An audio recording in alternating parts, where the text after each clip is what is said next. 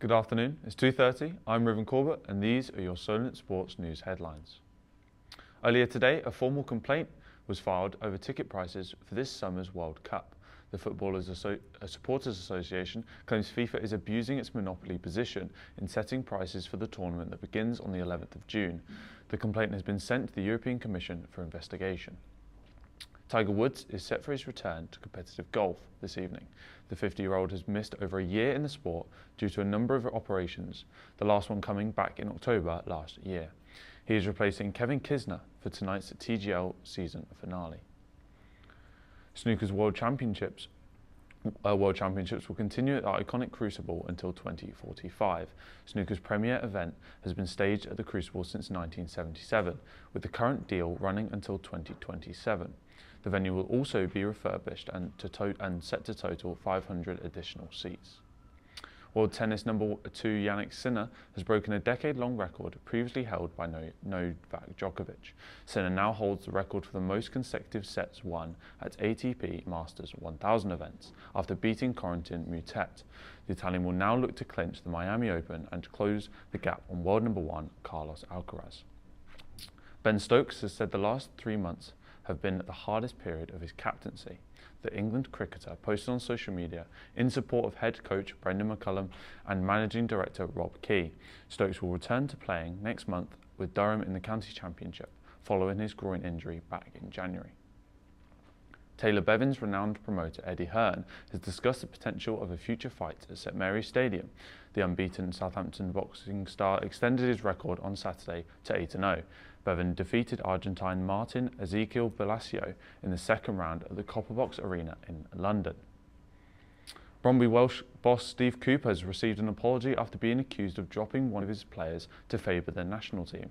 Bosnia and Herzegovina's manager Sergej Barbarez claimed Cooper favoured his native Wales after Benjamin Tahirovic was dropped. It is understood Tahirovic has since telephoned Cooper and apologised for the accusations. Reigning champions Arsenal face Chelsea tonight in the first leg of their quarter-final in the Women's Champions League. Sonia Bombassa's Chelsea side travel to the Emirates, having already won the League Cup this season. Arsenal will be without England captain Leah Williamson due to a hamstring injury. Staying with women's football, the Solent women's football team has suffered from a lack of promotion from the university. Despite being in the Western Tier 1 league, the team feel like they aren't treated the same as the men's. Jake Pearce reports. 2 weeks ago, we shined a light on Eva Komiski, who has helped more women get involved in badminton at the university. Today, we are here with the Solent women's football team, where that support is not as evident.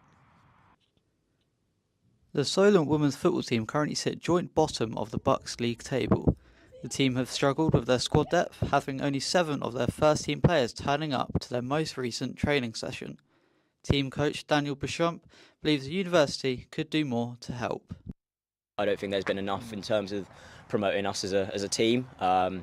We are obviously the women's first team at the university as well, so I think that's such a big thing to really cherish at this university, that obviously that they should feel proud for representing the uni. I think that's such a big thing for them as well at the same time, and I think obviously if they got more exposure and more people coming to watch the games or coming supporting and everything like that, I think it would obviously urge them on to want to do even more as well at the same time, and hopefully that will obviously generate more people coming from trials, and obviously if they see how well the women's team's doing, that hopefully that will obviously expand to more people coming and playing as well at the same time, which would be brilliant.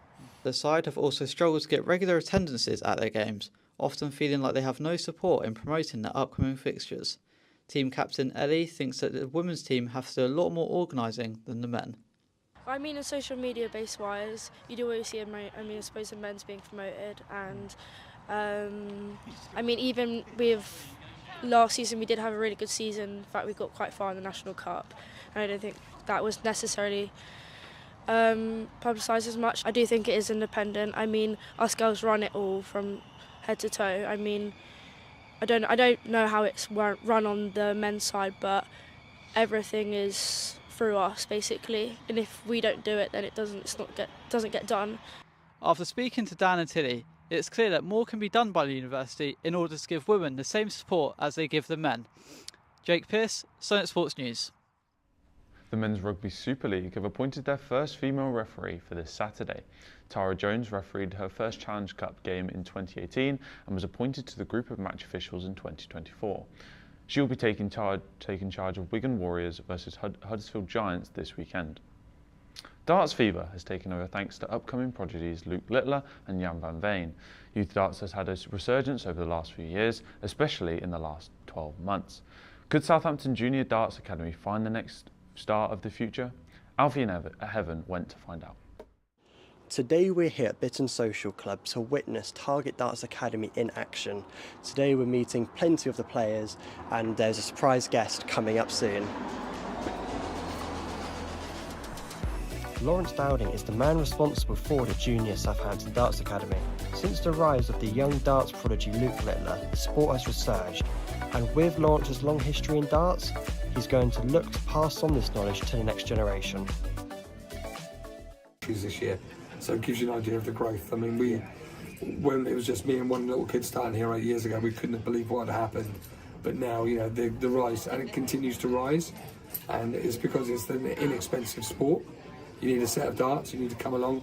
We provide the kids with the shirts, and we just want them to have fun. Everyone talks about the Luke Littler effect. I think what it showed was just an ordinary kid from an ordinary house suddenly became a phenomenal in darts. So all the other youngsters are looking and going, well, why can't that be me? Darts can be a useful tool for juniors to engage in learning through sports, so we caught up with the 2019 Darts World Master John O'Shea to hear his thoughts on the recent darts resurgence. Look, everybody, it's not so much is there another Luke Littler, or is it could be the next Keane, it could be the next Josh, it could be the next, they have to make their own way in life. Do you know what I mean? Like, but as role models, yes, there is plenty of talent all over the British Isles and around the world in Europe and stuff like that. Like, so there will be another person like Littler come out of somewhere. After Lawrence earlier, and he was saying that they have all the computer systems and they have the tablets and stuff, but he still chooses the chalkboards, the marking boards for the younger kids, so that they learn their maths, It was lovely to hear the words of John and Lawrence about the future of darts, and it's clear to see here at Bulletin Social Club the future of the sports is in safe hands. I'm Alfie Faulkner and this has been Solent Sports News. Portsmouth's own Quality Wrestling have a big partnership with a brewery in Fratton. This partnership includes their over 18s night in the Brewhouse Rock Wrestle League. David and Declan travelled to the event to see the carnage unfold. Hi, I'm Declan Murphy and we're here at the staggeringly good brewery for the Brewhouse Rock Wrestle League. So we're going to go inside the brewery and we're going to check out what the night has to offer.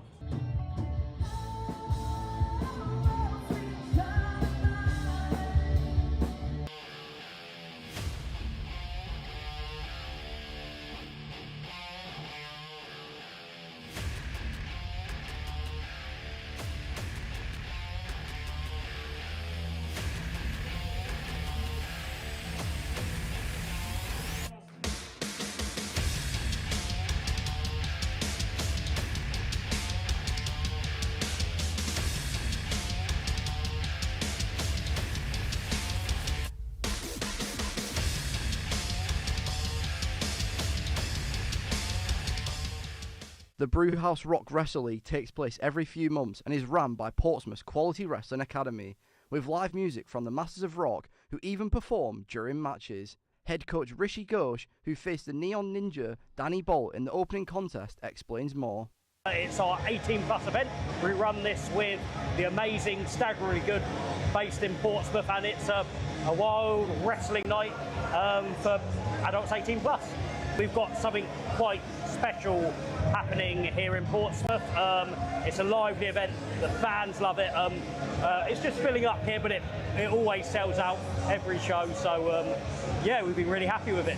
The main event included the Nightmare Kid, Archie Cole, who recently spent time out at the Pro Wrestling Noah Dojo, who celebrated his victory of the iconic Stone Cold Steve Austin, Bia Bash.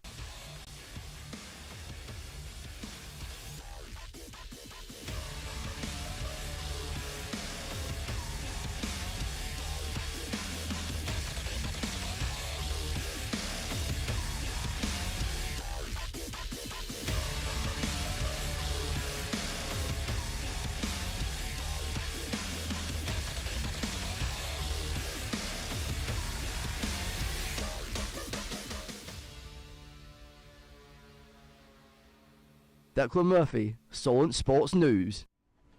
Typically, martial arts have been picked up by school children, particularly since the boom in popularity of movies like The Karate Kid. But Charlie Stevens attended an adult class at Southampton City Judo Club to see the benefits for adults. Here at Southampton Judo Club, members are in full swing of their first training session out of 2 this week. The sport provides the perfect opportunity for members to escape the confinements of the workplace and let off steam in a safe and secure environment. With judo being a sport usually renowned among children, we came down to see the benefits the sport has to offer for adults.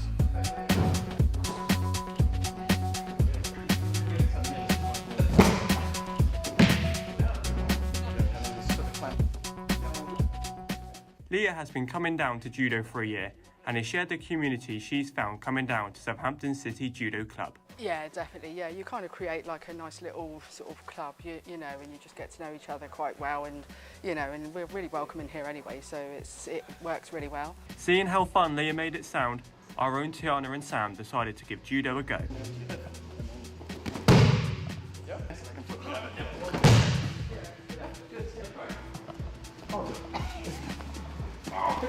Oh, it's too good. I can't believe he threw me, that's rude. Lance was the man showing us the moves, and in doing so has revealed the benefits judo has to offer for adults. As an adult, it's really good for balance. It's probably the main one. People sort of underestimate how good it is for that.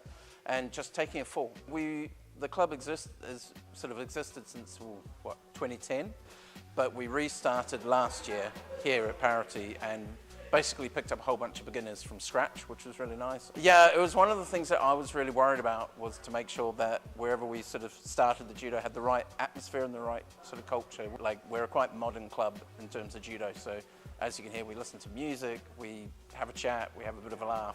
It's fair to say we've learned a lot from just this one session of judo, with the different members of society learning different styles and techniques throughout the entirety of the session. Charlie Stevens, Solent Sports News. Marathon season is upon us, and our very own Marcus Mansfield will be taking part in this year's London Marathon. Ashley Whiteway is with him now. Cheers guys, I'm delighted to be joined here today by Marcus Mansfield, who will be walking me through what the preparation for the London Marathon he will be taking part in later on today. Marcus, how's the preparation going for that? Yeah, it was going well until yesterday when I unfortunately done something to my Achilles. But other than that, no. Training was going well. It's quite difficult to balance everything else in my life as well as training. So I started initially on the 8th of December, that's when my training program started. I did 3 runs a week plus a gym session, but I've had to cut the gym session out, which has probably potentially contributed to why I got injured, and one of the runs out. So I'm only doing 2 runs this week. It's just quite difficult to balance uni work, uni life in general, socialising and stuff, plus all the other sports I play. I understand it's your first marathon, hell of a one to take on first time. What's your thoughts behind going to the London Marathon first? So I've always set my goals in life to do an Ironman. Okay. So and obviously the best way to start that is a marathon.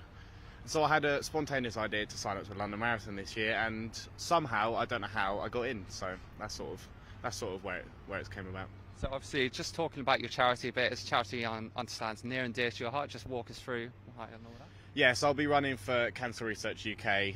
I've done a Race for Life for them in the past, which I thoroughly enjoyed, but it's a charity close to my heart in the sense that I've had several family members who've had cancer. A couple of them have currently got cancer, and some of them are unfortunately no longer with us as a result of cancer. So yeah, it's a charity close to my heart, and I'm very, very pleased to say I'll be running for them.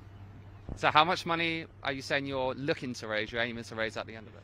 So I think I set my goal at £500 or £600. I think I'm about halfway there at the moment. Okay, so just finally, just wanted to just talk about preparation going into it. What you'll be thinking when you hit the starting line at the end of it, and what time you're really looking to get out of it.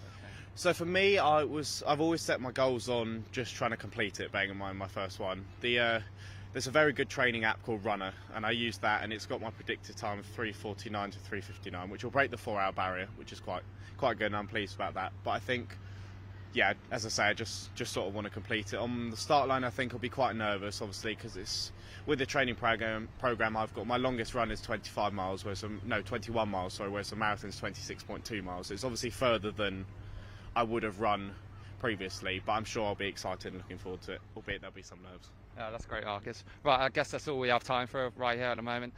We're looking forward to seeing how Marcus competes at the London Marathon. Hopefully that goes well for him. Back to you guys in the studio. That's all from us this hour. You can keep up to date with all the latest via our website, solentsportsnews.com. Goodbye.